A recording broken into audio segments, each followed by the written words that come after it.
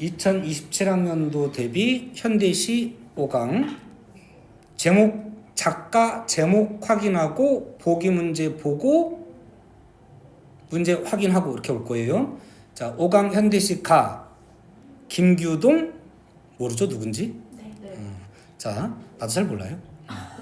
우리 작품 별로 몇 개 배우질 않아. 나비와 광장 하는데, 자, 나비 어떤 이미지 떠오르나? 자유, 역동적 봄. 아, 그리고 다 돼. 그래, 봄, 역동. 그래, 그것도 좋고 자유. 그래, 자유. 뭐 이런 걸 수도 있죠. 근데 우리 현대시 일제식민지나 뭐 30년대, 40년대 이렇게 6, 70년대 이렇게 오면 그때 나비는 어떤 무기력한 지식인, 나약한 지식인 뭐 이런 이미지도 있어요. 그런 이미지 되게 많이 쓰여요. 어떤 전통적인 어떤 신화적 상징은 아니고 그런 이미지로 좀 많이 나와요. 그럴지 어떨지 한번 나중에 볼게요. 그 다음에 두 번째가 이형기 민들레꽃. 잘 모르겠죠 이것도? 네.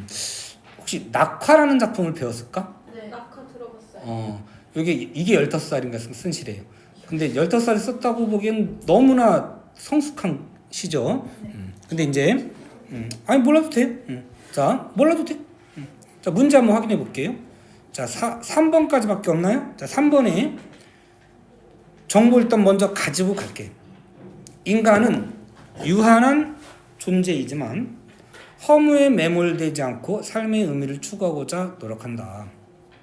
가와 나는 모두 의인화된 자연물. 아까 제목에 첫 번째가 뭐였죠? 나비와 광장. 의인화된 자연물이 누구겠어요? 뭐겠어요? 나비가 될 것 같고. 그 다음에 민들레꽃은 민들레꽃이겠죠 뭐. 통해 이러한 인간의 존재의 허무에 매몰되지 않고 노력하는 존재에 대한 상차를 이끌어내고 있다. 자, 끊고. 자, 요거 이제 표현 방법이고요. 선택지의 대상의 인격을 부여하여 맞는 거예요. 그러면 자, 가는 연약한 모습으로 형상화된 나비. 자, 나비를 순수하다 이런 이미지로 한 게 아니고 연약한 모습이에요. 미소 쳐보세요. 연약한 모습이에요. 긍정일 것 같아요? 부정일 것 같아요? 뭐 아직은 자기 잘 모르겠는데 뭔가 부정적이려나? 근데 연약하다고 꼭 나쁜 건 아닐 텐데. 뭐 좋은, 물론 연약하다고 하는, 보통 우리 연약하다고는 나쁜 의미를 쓰지. 연약하다라는 말은 무기력하다고 하는, 이렇게 쓰긴 하니까 본문을 확인해 볼게요. 현대 문명에 거스를 수 없는 힘에 희생당할 수밖에 없는, 그래서 연약하다. 그런 말이 맞을 것 같아요. 희생당할 수밖에 없는 존재의 비극적 처지를 보여주면서도 그 현대 문명을 의미하는 시어들이 나올 거라는 거잖아요. 일단 본문에 나비와 반대되는 거, 나비를 힘겹게 하는 거, 이런 건 현대 문명으로 해석하면 되는 거예요. 나비가 지친다 이러면 희생하는 모습으로 보시면 되는 거고요. 그 힘에 맞서 순수성을 지켜내려는 의지적 태도. 근데 의지도 있네요. 근데 만약에 선택지에 극복했다. 안 돼요. 거기까지는 몰라. 있는지 없는지 확인해야 되는데 지켜내려는 의지인데 극복했는지 어쨌는지 알 수가 없어요. 한편 나는 작지만 강인한 모습을 형성화된 민들. 요거는 오히려 긍정 같은데요. 그렇죠? 작지만 강인한 모습.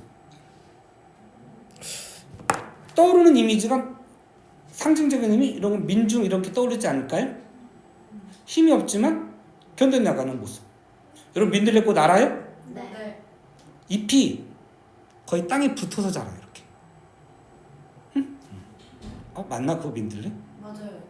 자, 맨드람이랑 좀 헷갈리는 것 같긴 한데 민들레도 어쨌든 이렇게 좀 거의 잎이 땅 퍼지듯이 이렇게 했던 걸로 알고 있어요. 자, 모르겠어요. 자, 통해 환경적 제약과 언젠가 소멸될 수밖에 없는 운명 속에서 살아가는 존재의 모습을 보여주면서 이러한 조건 속에서도 최선을 다하여 생을 살아내는 의지적 태도를 부각한다. 둘 다 의지적 태도는 나오네요. 답을 찾아낼 수 있으면 찾아내시고 선택지 자, 요 정도 정보만 가지고요. 분석 노트로 가번, 나번 따로 볼게요. 자, 나비와 광장 분석 노트 있으신 분들 보시고 분석 노트 없으신 분들은 아마 자 29쪽에 외적 증거에 따른 감상 같이 읽고 갈게요. 어차피 집에서 있으실 테니까 나중에 다시 한번 읽어보시고 나비와 광장은 시인이 한국 전쟁 중 이런 사회 문화적 맥락도 알면 시를 이해하는 데 도움이 되니까 자, 한국 전쟁 중 피난지인 부산에서 쓴 것으로 알려져 있다. 창작 배경을 고려할 때 나비가 피 묻은 육체 파편들을 굽어보는 상황은 전쟁으로 폐허가 된 환경에 처해 있는 시적 자아의 모습. 뭐 시적 자아만 그런 게 아니고 그 당시의 전쟁으로 인해서 피해를 입은 상처를 입은 정신적 상처이든 실제 육체적 상처이든 뭐 부모님이 돌아가셨을 수도 있고 자식이 죽었을 수도 있고 남편이 죽었을 수도 있고 등등등 그런 폐허가 된 환경에 처해 시적 자아의 모습을 이해할 수 있다. 또한 하얀 미래의 어느 지점에 아름다운 영토는 기다리고 있는 것인가?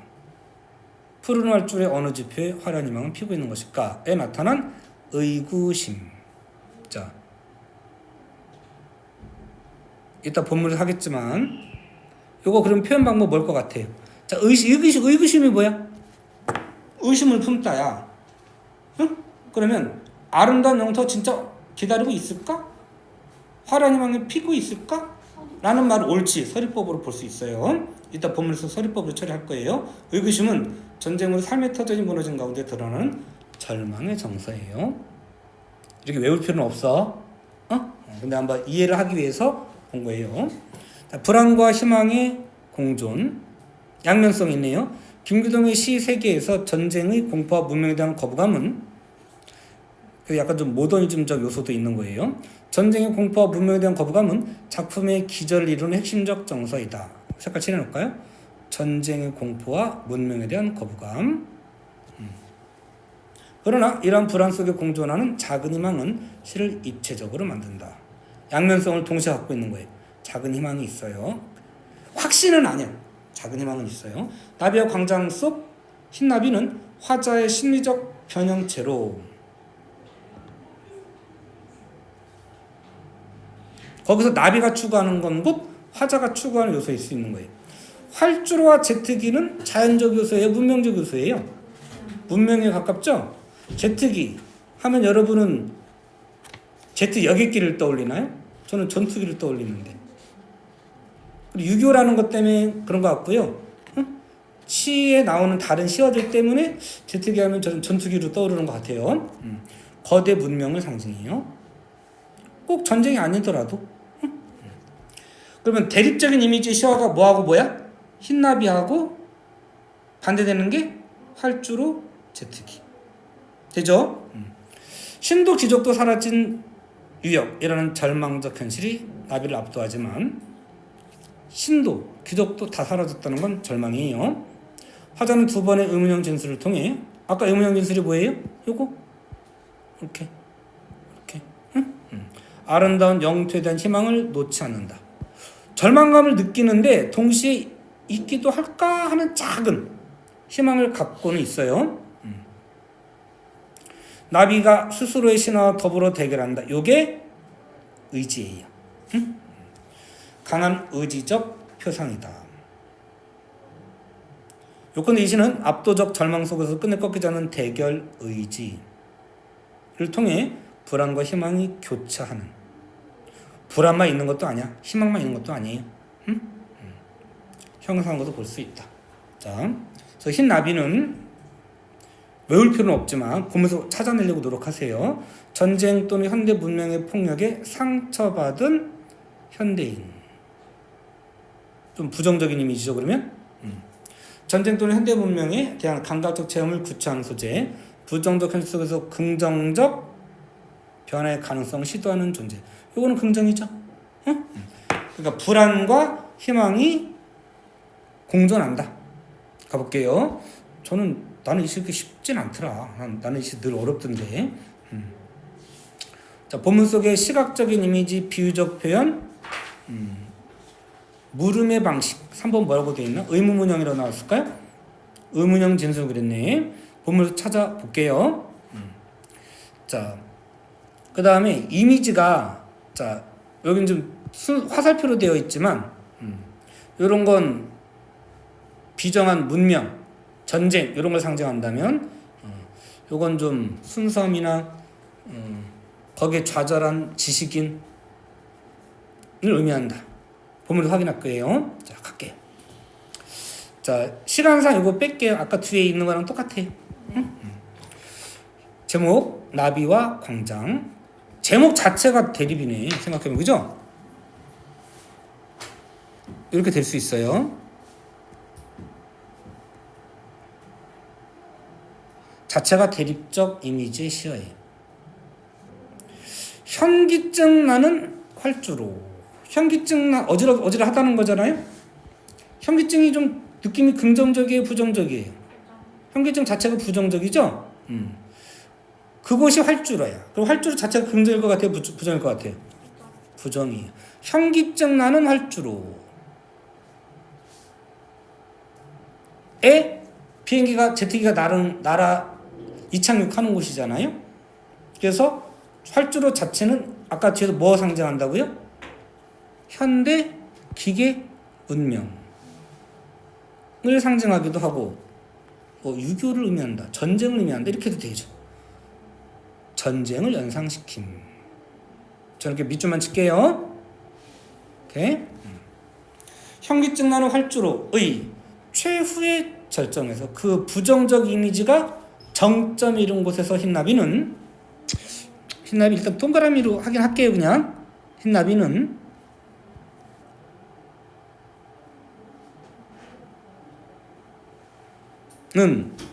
돌진의 방향을 잊어버리고 우리 일강에 빼앗긴 데라도 봄은 오는가 에서 방향성을 상실한 20년대의 현대 문명을 막연하게 긍정으로만 여기다가 아니다. 그거 말고 일제식민자를 살아가는 지식인.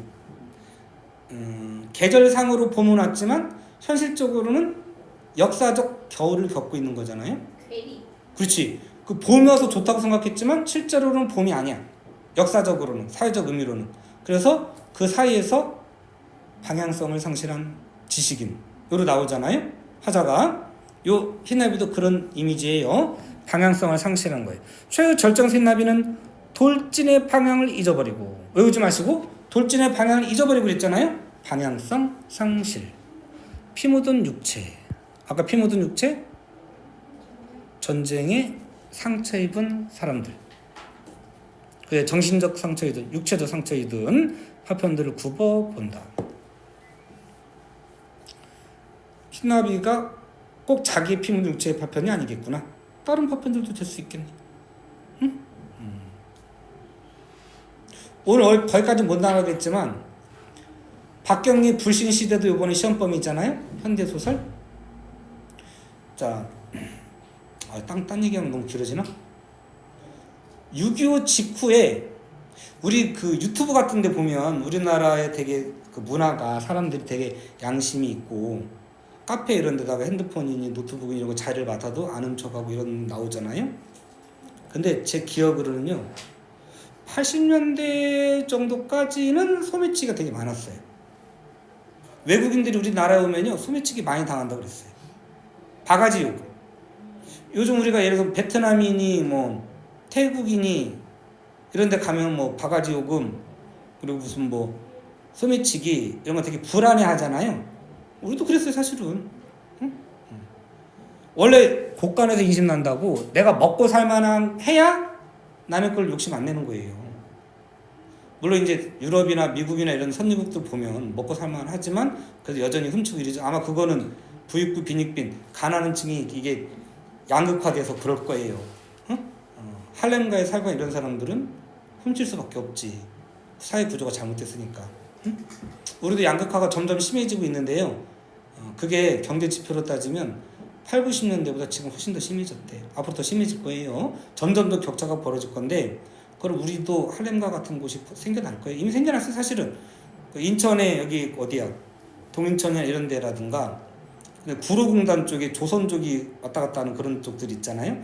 거기 밤에 함부로 못 다닌대요. 그냥 찌르고 도망간대요. 그 골목으로 도망가면 경찰이 못 따라간대잖아요. 거기 이제 조선족, 베트남 사람들, 중국인 애들이지 주로.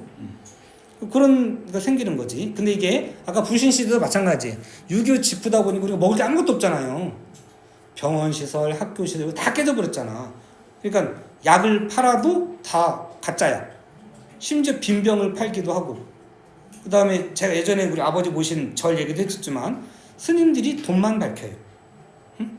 그런 것들을 보면서 절에 맡겼던 자신 아이의 영정, 유패 이런 걸 태워버린단 말이에요. 응? 영혼이 더럽혀지는 것 같다는 생각하는 거죠. 아이 영혼이. 자, 그 6.25와 6.25 이후는요. 실제적으로 총에 맞아서 죽고 다치고 이런 사람도 있겠지만 그로 인해서 생긴 불신, 정신적 상처 이런 게 많을 때예요. 그런 것들이 피 묻은 육체에 해당이 되지 않을까 싶어요. 기계처럼 장렬한 심장을 죽일. 왜 기계처럼 장렬했을까요? 막 뭘 찾아다닌 거야. 피해 다니거나 찾아다닌 거야. 뭐를 찾아다니까 찾아다닌다면?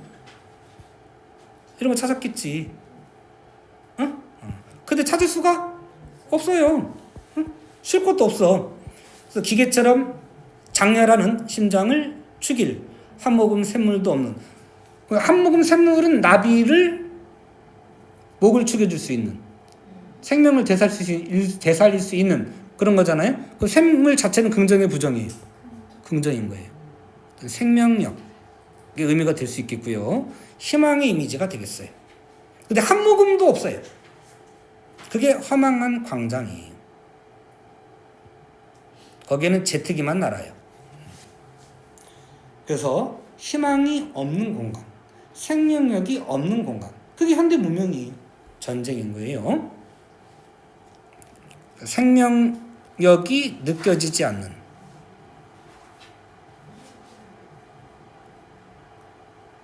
희망이 느껴지지 않는 그런 공간이에요.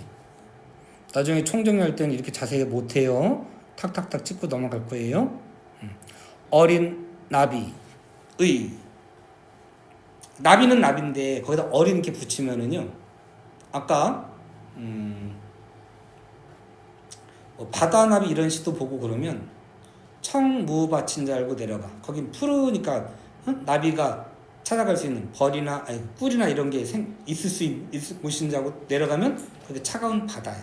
거기에 저 날개가 젖어가지고 달빛을 받으면서 돌아와요. 그 나비 어린 흰나비로 나와요. 그러니까 문명을 되게 긍정적으로 보고 맹목적으로 좋겠지 하고 추구했는데 되게 비인간적이고 차가운 거예요. 그런 걸 알게 되는 거지. 아직은 어떤 문명의 어떤 비극성, 냉혹함 이런 걸 모르는 존재일 수 있겠어요. 그래서 어린 나비 미성숙한 존재 이렇게 한 거예요. 어린 나비 안막을 차단하는 건, 즉 눈에 보이는 건. 나비가 근데 눈이 있나? 사람처럼 편한 걸 보시면 되겠어요. 나비 눈이 있나? 있나? 잠자리처럼 이렇게 그 무슨 눈이냐? 그런 눈이냐? 하여튼 뭐, 자, 더듬이로 보는지 어쩐지 모르겠네요. 어린 나비의 어쨌든 눈에 보이는 것은 투명한 광선의 바다. 긍정 부정? 긍정 같아요? 네. 한 모금 샘물도 없는 험한 광장에서 눈에 보이는 건 광산의 바다밖에 없어요. 부정이네요. 부정이죠. 투명한 광산의 바다. 이렇게 찾는 거야. 앞뒤 보고 찾는 거지 뭐.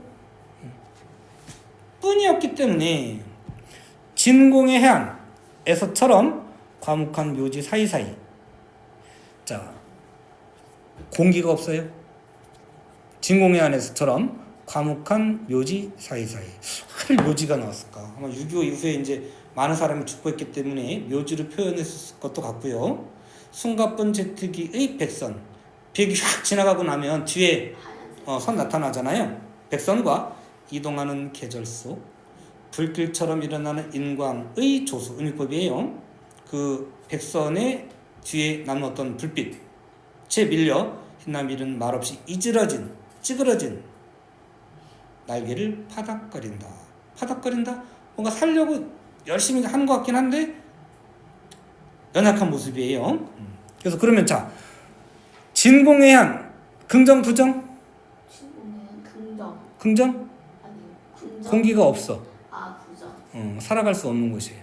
과묵한 묘지 부정. 부정.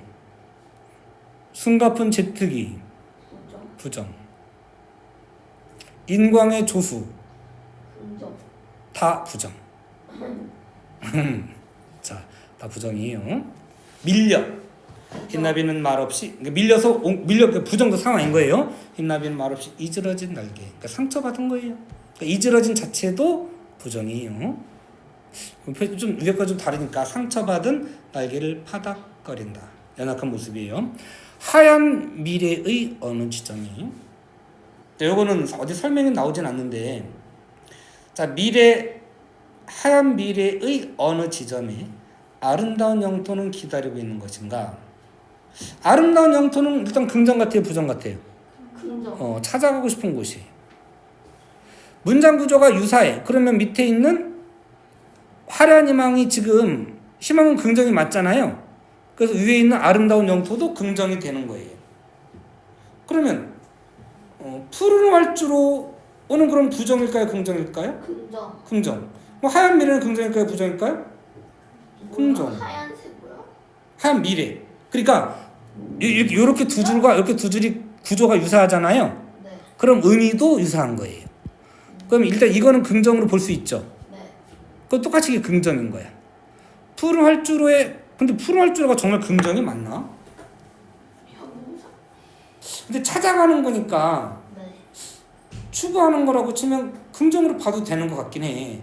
그런데 일단 학교에서 이렇게 했겠죠? 근데 이거를 아직 안 했을까? 네. 하얀 미래는 하얀 그림 여러분 어떤 이미지가 떠올라요? 순백.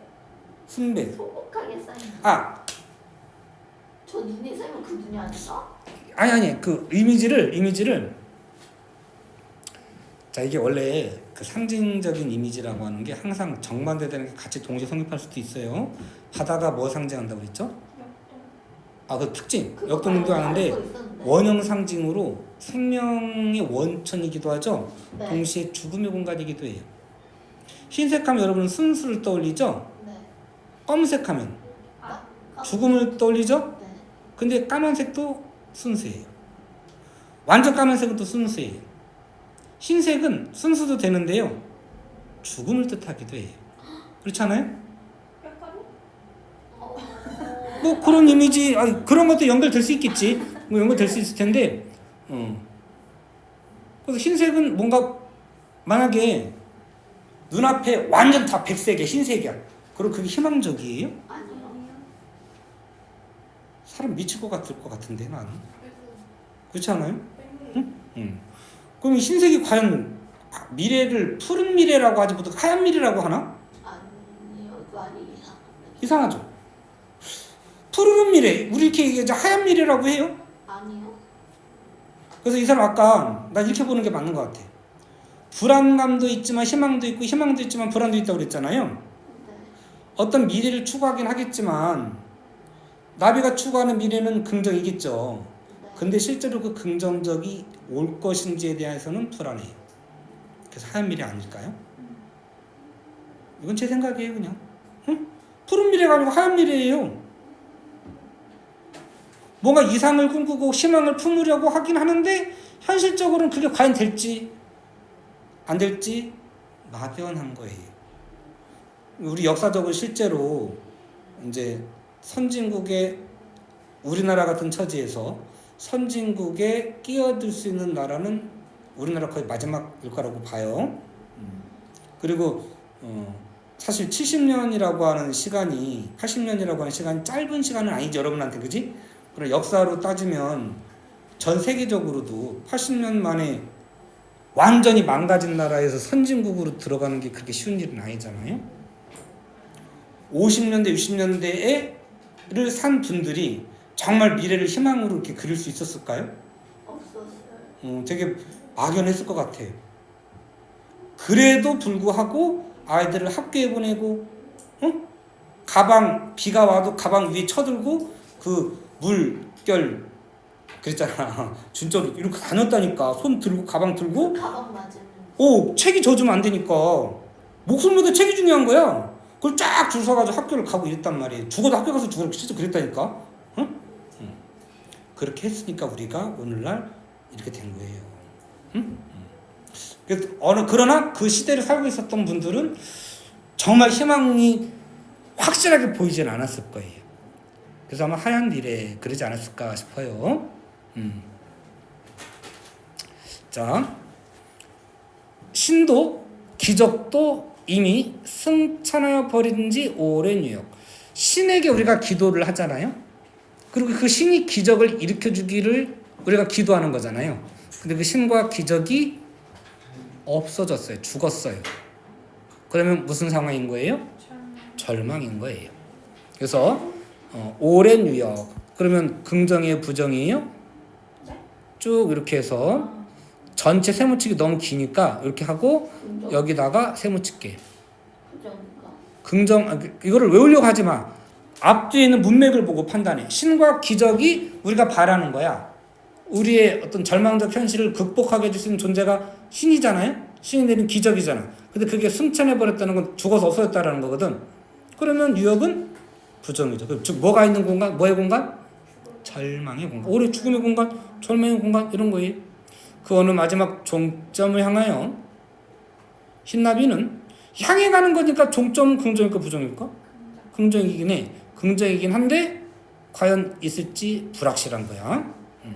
흰나비는 또 한 번 스스로의 신화와 더불어 대결하여 본다. 요거 중요하네요. 마지막 대결하여 본다. 좌절하지 않았어요.